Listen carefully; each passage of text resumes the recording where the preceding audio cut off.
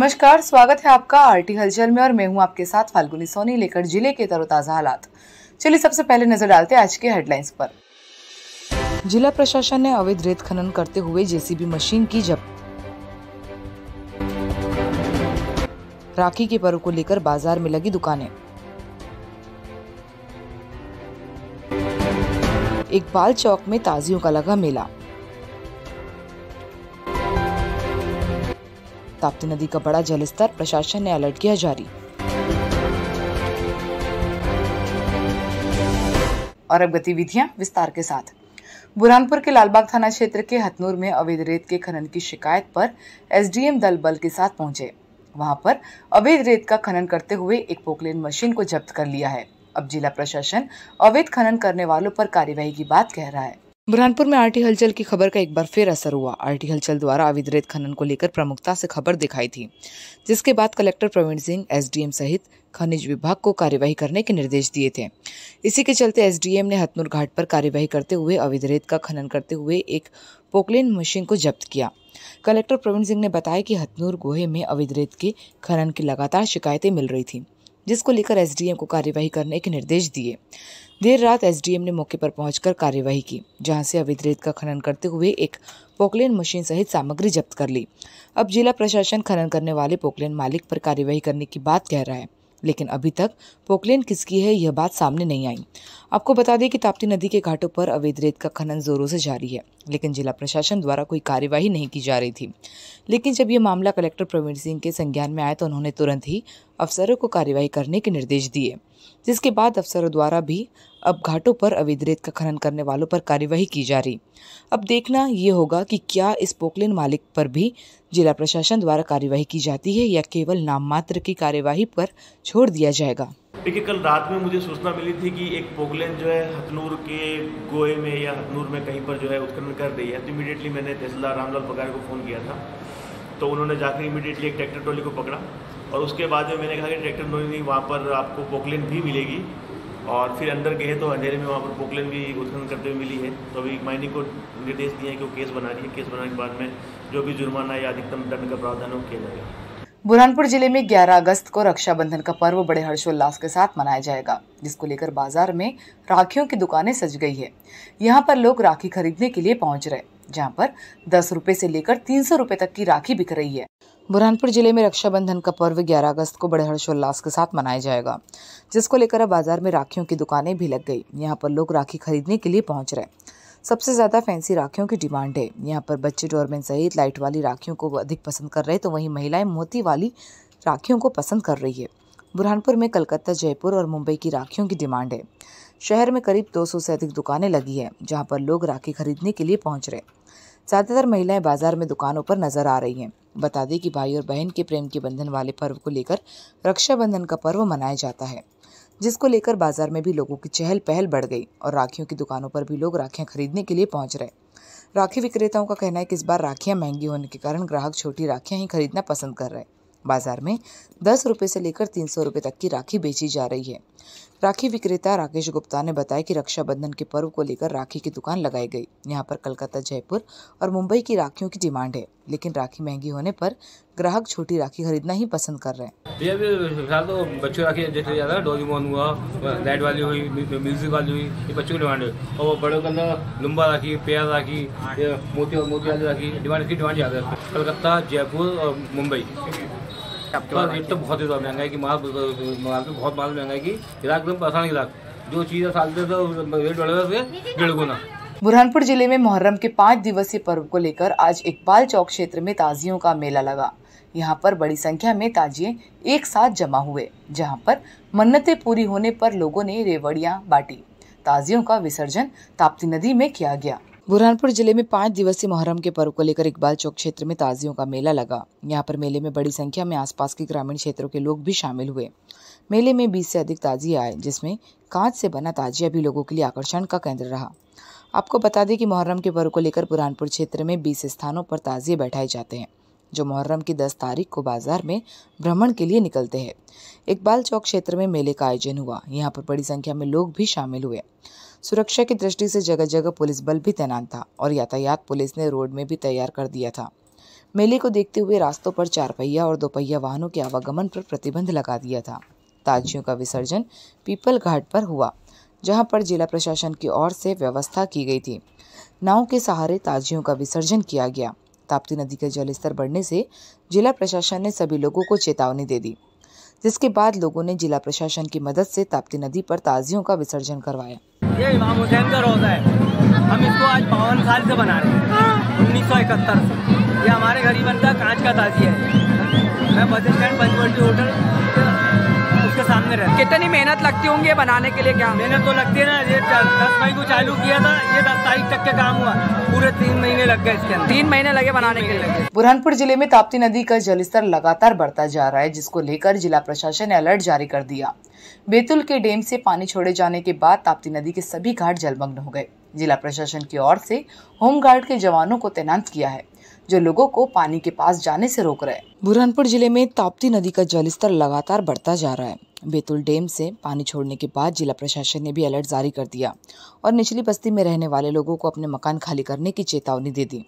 Collector Praveen Singh ने जानकारी देते हुए बताया कि बैतूल डैम से पानी छोड़े जाने के बाद ताप्ती नदी का जलस्तर लगातार बढ़ता जा रहा है, जिससे कोई दुर्घटना ना हो, इसको लेकर जिला प्रशासन ने पहले ही अलर्ट जारी कर दिया और घाटों पर होमगार्ड के जवानों को तैनात कर दिया। लोगों को पानी में नहीं जाने की समझाइश दी जा रही है। हम आपको बता दें कि ताप्ती नदी का जलस्तर बढ़ने के कारण ताप्ती नदी के सभी घाट जलमग्न हो गए। बैतूल डैम से पानी छोड़े जाने के बाद ताप्ती नदी का लगातार जलस्तर बढ़ रहा है।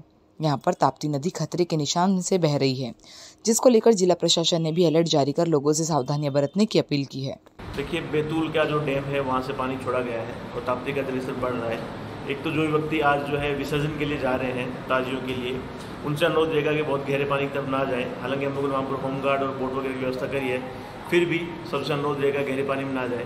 दूसरा, जो निचले इलाके में लोग रह रहे हैं वो जैसे ही जलस्तर बढ़े अपने अपने मकान को खाली कर दें और जो नगर निगम का शेल्टर होम हमने बनाया है वहाँ पर शिफ्ट हो जाए।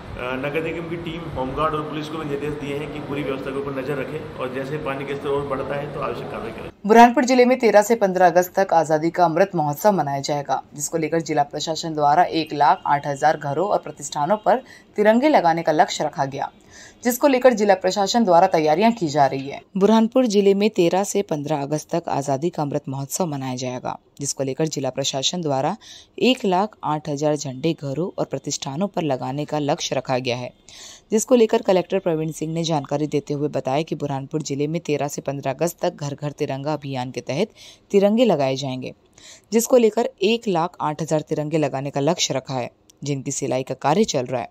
सिलाई का कार्य पूर्ण होने के बाद शासकीय उचित मूल्य की दुकान, आंगनवाड़ी केंद्र, ग्राम पंचायत, नगर निगम, कलेक्टर कार्यालय सहित नगर निगम के कर्मचारी घर घर पहुंचकर झंडे का वितरण करेंगे, जिसको लेकर कलेक्टर प्रवीण सिंह ने जिले वासियों से अपने घर पर 13 से 15 अगस्त तक झंडा लगाने की अपील की है। हम आपको बता दें कि जिले में आज़ादी के 75वें अमृत महोत्सव के तहत 13 से 15 अगस्त तक अभियान चलाया जाएगा, जिसको लेकर जिला प्रशासन ने 1,08,000 घर और प्रतिष्ठानों पर झंडे लगाने का लक्ष्य रखा, जिसको लेकर जिला प्रशासन द्वारा तैयारियां की जा रही है। तैयारियां पूरी होने के बाद झंडे का वितरण होगा।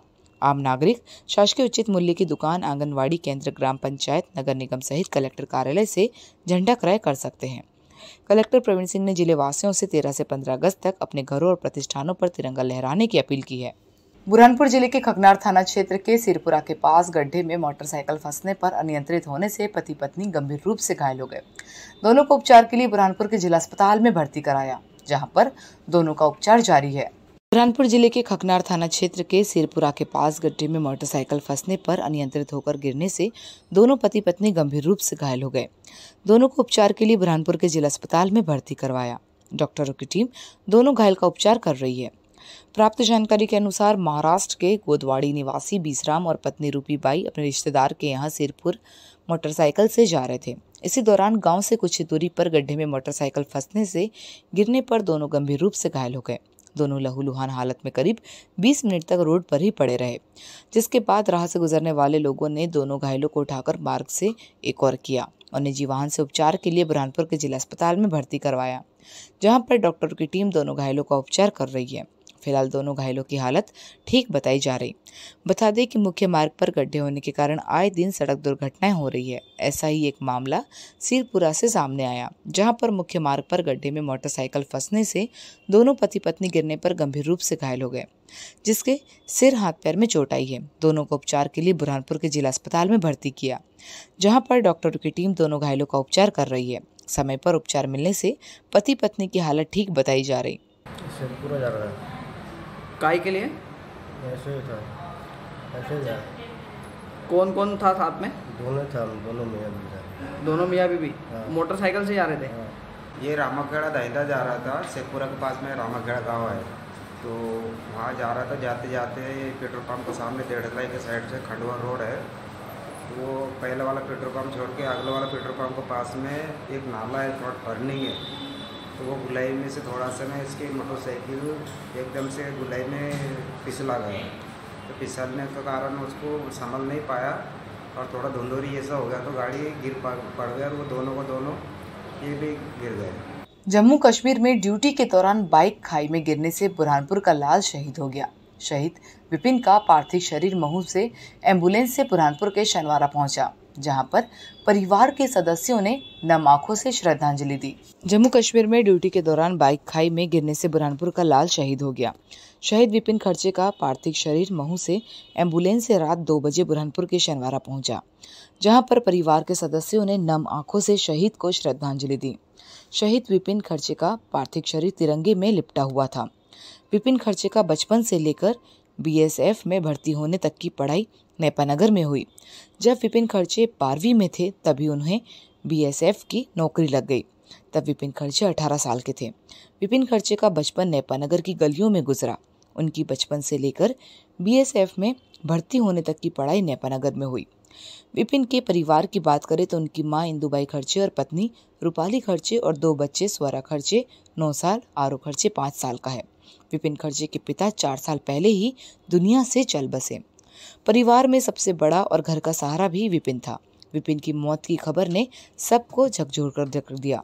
विपिन खर्चे की ड्यूटी के दौरान हुई मौत की खबर सुनते ही परिवार एक सदमे में आ गया। विपिन का बचपन भले ही नेपानगर में गुजरा हो, लेकिन उनका पुश्तैनी मकान महाराष्ट्र के नीमखेड़ी में है। शहीद विपिन खर्चे का शव एम्बुलेंस से बुरहानपुर पहुंचा, जिसके बाद पार्थिव शरीर को उनके पुश्तैनी मकान नीमखेड़ी में ले जाकर अंतिम संस्कार किया गया। और अब वक्त हो चुका है आपसे विदा लेने का। जाते जाते डालते नजर आज की हेडलाइंस पर। जिला प्रशासन ने अवैध रेत खनन करते हुए जेसीबी मशीन की जब्त। राखी के पर्व को लेकर बाजार में लगी दुकानें। इकबाल चौक में ताजियों का लगा मेला। ताप्ती नदी का बड़ा जलस्तर, प्रशासन ने अलर्ट किया जारी। तो कल फिर होगी आपसे मुलाकात जिले की ताजा गतिविधियों के साथ। तब तक के लिए आरटी हलचल की पूरी टीम और मुझे दीजिए इजाजत। नमस्कार।